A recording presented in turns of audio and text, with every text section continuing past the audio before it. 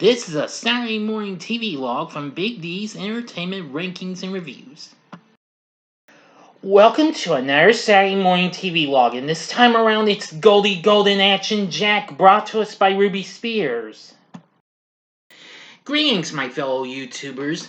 I'm Doyle, better known to you as the Big D. This, of course, is Big D's Entertainment Rankings and Reviews.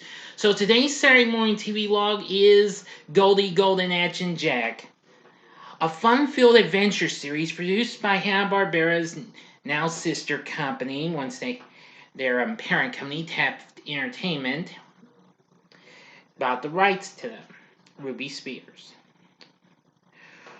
The show was created by Steve Gerber and originally premiering on ABC in September of 1981, where it was paired with, the studio's recent hit from the previous year, Thundarr the Barbarian, which had some new episodes. Now, this show, of course, was kind of Ruby Spears' answer to his sister company Hanna-Barbera's Richie Rich, which was also from the previous season. Only, however, they decided to try and focus on a rich girl now, and, that's what we do in the form of Goldie Gold, a blonde and beautiful teenage heiress whose late parents left her their newspaper known as the Gold Street Journal. Along with her boyfriend, ace reporter Action Jack Travis, who works very closely with her, and her cocker spaniel Nugget. And, this duo is really incredible. As the intro says, by air, by sea, by the sea of their pants, they travel the world in search of adventure. Yep, this show is really something. Also seen on the show is Jack's boss, the newspaper editor, Sam Gritt. Now, as a kid, I had forgotten that I saw reruns of this show before. The show ended after only one season of 13 episodes produced and aired. USA supposedly did air this show, but I rarely had remembrances of it, so I'm pretty sure they did. But it was Cartoon Network that kind of put a little bit of it back into me when they aired it in '94, and I was actually at someone's house. Then later on in the 2000s, Boomerang would air it, and that's where I got to see the whole series. Now, I really got to enjoy some of the good episodes. Let's see. In which case, the creator of the show, Steve Gerber, actually wrote the script for the first episode, Night of the Crystal Skull. Now, also, there would be some other writers that were pretty big, including Buzz Dixon, who recently worked on several Filmation programs, as well as Marian Pascoe. Well, although he was credited as Mari, he also worked on some Filmation shows, one of them being Black Star, which premiered the same year. But anyway, I just know that this was a pretty good show, and it was also one of the first new Ruby Spears shows, the first Ruby Spears show to have it's hard to say, as kind of a zoom right onto the screen zap RS logo that was used for nearly all the 80s run, from 1981 to like 1990, I think, or maybe it was 89. I can't remember. It was a long time ago. No, I think it was 1990. But anyway, the show also featured some good voice acting. Voicing our main gal, Goldie Gold, is Judy Strangis, who, of course, was a big-time actress. Of course, she appeared in numerous commercials and on TV. Of course, she recently lent her voice acting to shows such as Butch Cassidy and the Sundance Kids and Wheelie and the Chopper Bunch, which I'll try and do that sometime down the road since I've already done Butch Cassidy. She also recently starred with Deidre Hall in Sid and Mary Croft's Electra Woman and Dia Girl as well. Yeah. Voicing Action Jack is Sonny Melendez, now, who was actually a big-time radio TV personality, motivational speaker, and author. Yeah. See.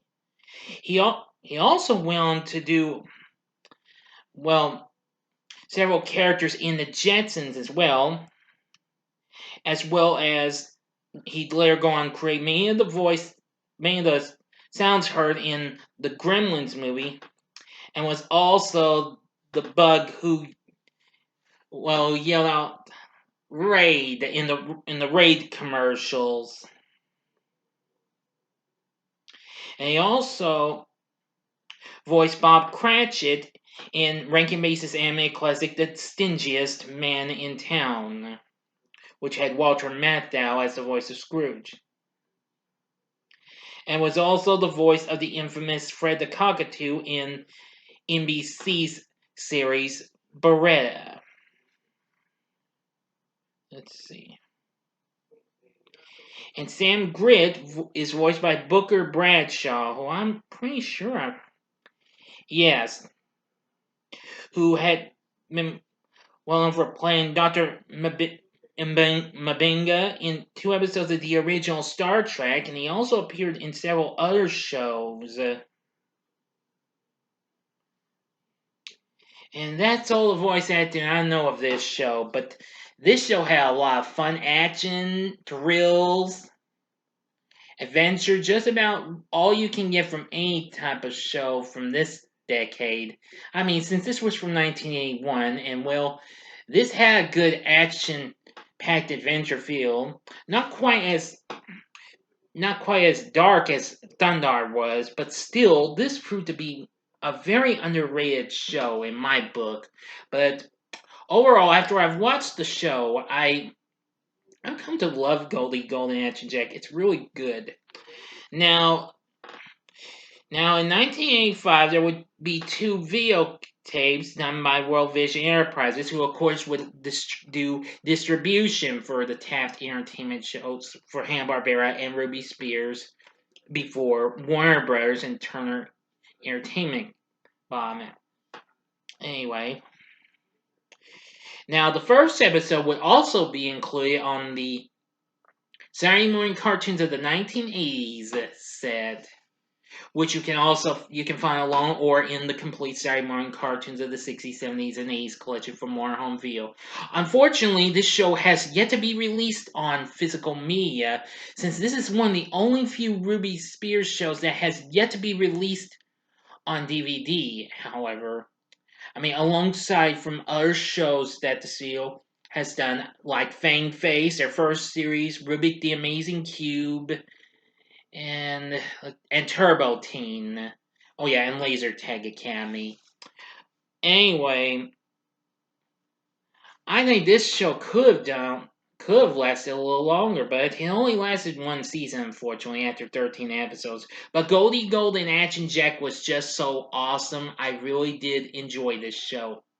It's really good, and I really do love it. Like I said, it's got great characters, it's got great adventure, great action scenes. You get the idea. You know what I'm saying? Alright.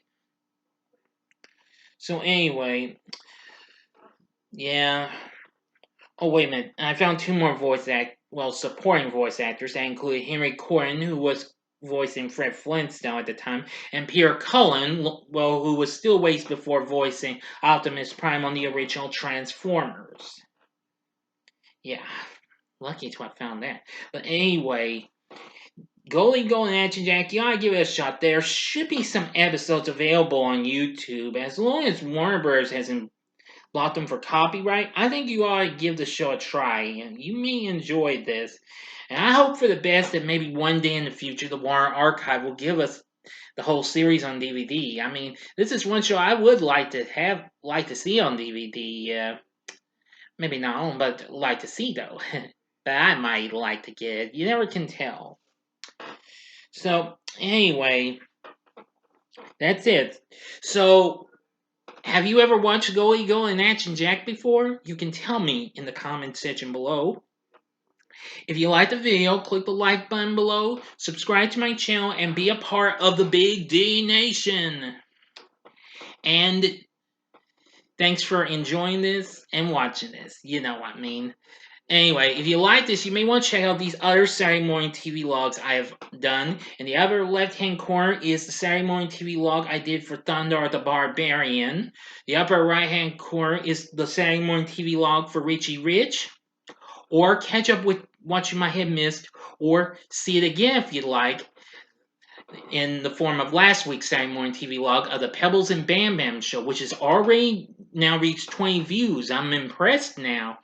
And the bottom right-hand corner is a button you can click to subscribe. If you like rankings and reviews on movies, TV, music, video games, etc., then I'm your guy. Oh yeah, and don't forget the Saturday Morning TV logs too. Anyway, thanks for watching, and next week's Saturday Morning TV log is Jabberjaw. Until next time, I'm the Big D saying, see ya.